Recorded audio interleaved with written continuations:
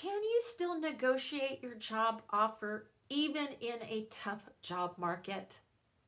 Hi, I'm Shelley Piedmont, a former recruiter turned career coach, and I want you to thrive and not just survive your job. There are times in the economy when the job market is really tough and you have a lot of competition for roles. The process takes forever, and you may find yourself out of work for months, even over a year.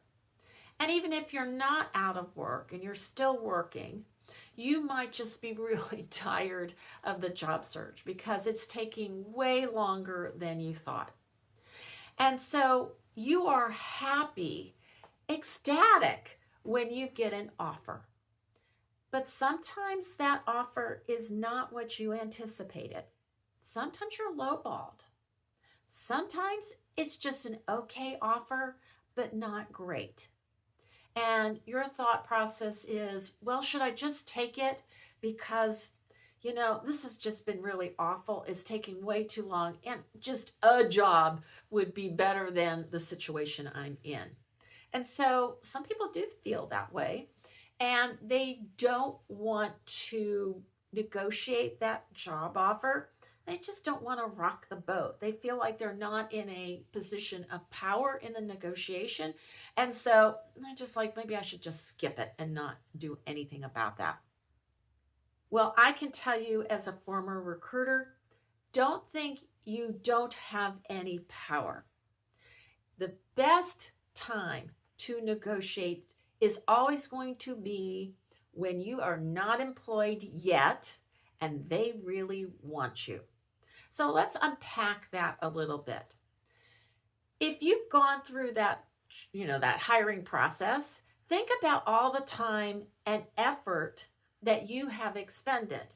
Now think about it from the employer's side. They started that process way before you ever applied. They had to figure out what this role was going to be like. Hiring manager needed to talk with the recruiter, go through, an intake call to make sure that they all were on the same page, they understood. Then that recruiter did a bunch of screening of resumes. You talked to people that were applying to see if they're qualified. Then you had hiring manager doing interviews, other parts of the hiring team doing interviews. A lot of time and energy. So while you want to be done, they also want to be done. And as they've gone through this process, they have decided that you are the best person to do this role. They want you. They would have given the offer to somebody else if they wanted them. They want you. That means you do have power because they want to get you signed, sealed, and delivered. So you do have an opportunity, if you want to take it, to negotiate because you are in the best position to get more than what they offered. Because once you are employed, then it's going to be much tougher to get anything more. You're going to have to wait till the performance review cycle.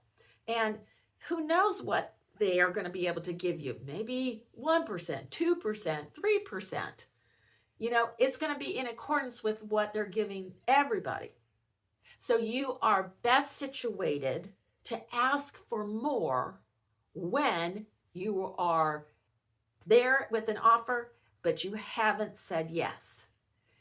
If you like this content, I always appreciate you hitting the like button, subscribe to my channel, and share this with somebody who is going through a job search. The other thing to think about from negotiation is often that employer actually has more budget to give. Usually your offer is not the top offer that they can give. It's one that they are comfortable giving. And it can be that they're giving you less than what they have allocated for that role. And it could be even significantly less. They leave a little bit extra so that they have room, if you want more, to give you more. So if you don't ask, they're not going to offer. So just think about that when you're thinking about being hesitant to actually negotiate. It may be that when you try to negotiate, you are told that that's the final and best offer. And they may play hardball with you because they're like, you know what? We had hundreds, maybe even thousands of people competing for this role.